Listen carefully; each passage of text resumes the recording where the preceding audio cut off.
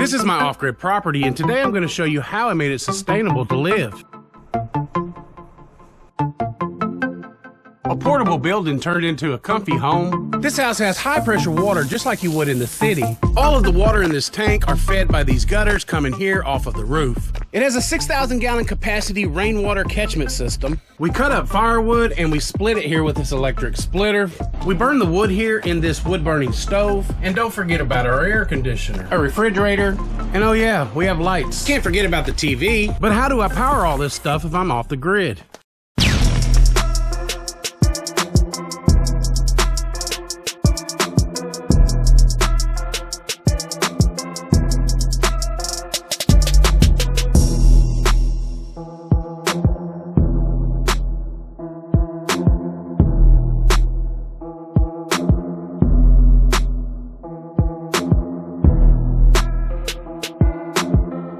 You guessed it, 20 solar panels that I bought for $50 each. These two yellow things here are the inverters that power the house. And these 6 things down here are batteries. The batteries are used for when the sun goes down and it continues to power the house at night. During the daytime, the solar panels run the house and charge the batteries back up. That's just the simple way of explaining how this works. By the way, you can easily build a system just like this yourself. I have several videos on it. So my house pretty much runs like a normal house, just like a normal house would in the city, or a house that's connected to the grid. Let me show you how I did my water system. If you saw my previous video where I built a septic right here, I showed you where the horses had smashed it down by the next morning. I haven't seen those horses since, but you never know when they're gonna come. So yeah, the solution to that right now is just to keep a trailer here over the septic system. This tank right here is on top of the water system for now, to keep these wild horses from coming in here and stepping on this thing and smashing all my progress in. Okay, so we have our 2-inch pipe here coming out of the 6,000-gallon water tank.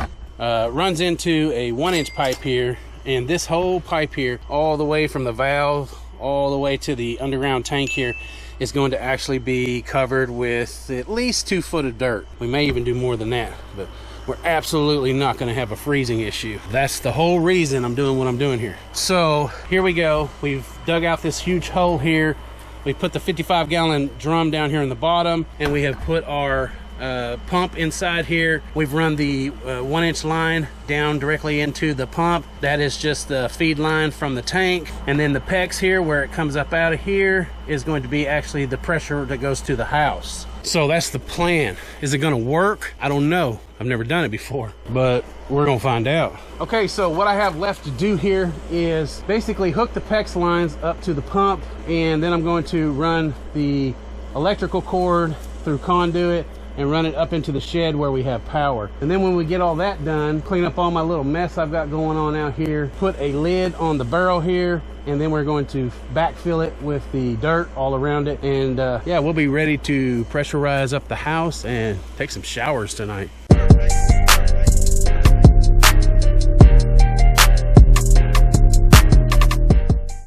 I was gonna run direct burial line for the 120 volt here, but what I'm gonna go ahead and do is I don't have any conduit, so I'm just going to use this pipe here and run it through regular schedule 40.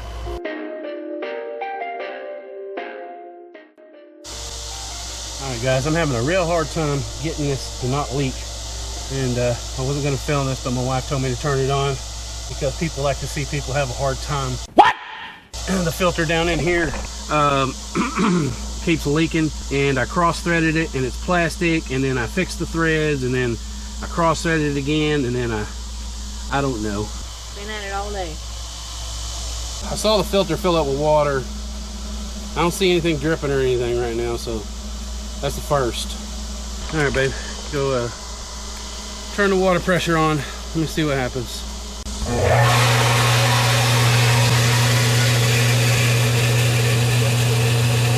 right, go ahead. All right, shut it off.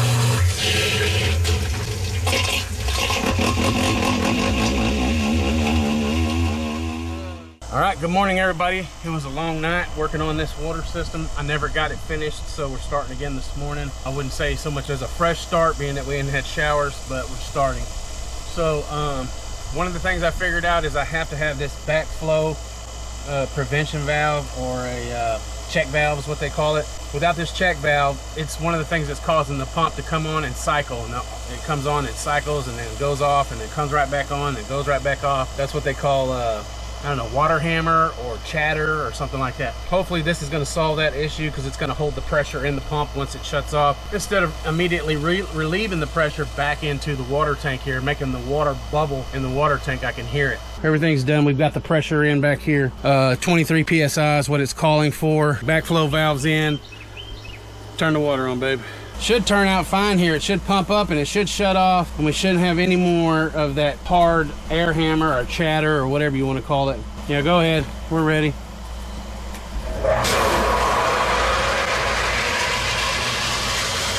Come on, baby. Shut off and yes. Yes. All right, it shut off and it just shut off. So now it's up to pressure where it needs to be. It's shut off. We're good. Okay.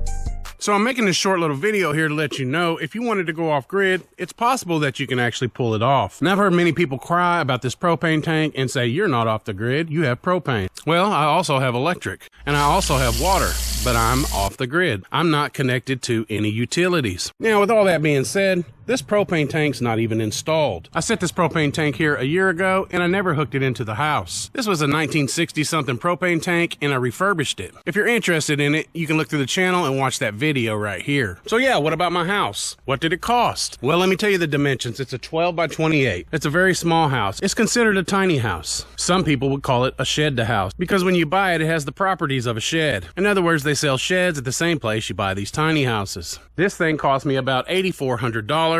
But that was about 4 years ago. I was able to tell them where I wanted the windows, where I wanted the door, what size windows I wanted, and of course what size the building was going to be. So that's what I've been working on these last 4 years, is the interior of the house and everything else on the property. Something like this would probably cost you between $10,000 and $12,000. Now remember, the inside of these are a shell when you buy them. They basically have the 2x4s with no electric or anything installed, and you have to do all this yourself. I won't show you everything in the house because the house is kind of under construction, but I'll show you the bathroom where I just finished the floors. There's my 48-inch shower that I installed, but this was just a waterproof, snap-together vinyl made to look like porcelain. If there's one thing you want to get right going off grid, it's to have a nice shower. Since we do have a gray water system here, we only send gray water out to the septic, and this is our compost toilet that I made by hand. So let me show you what I'm working on now. This is, I think, the coolest thing yet. This is my window on the back side of the house, and this is a clearing with a direct line to my feeder. And here is the prized possession. That's right, I've been digging a pond. I believe that having a pond down here where I'm feeding is going to bring in even more wildlife. I am absolutely loving my new track hoe. I'm just making so much progress on my land with it. It's amazing. All right, so I'm going to continue working on my pond here. If you want to hang around and watch, I'll put it in time lapse. If you look across here, I have spread this out here. And over here, where I dug this hole out and put the dirt, it still needs to be spread back. So I'm going to work on that. And that way, everything here looks really nice and really uniformed.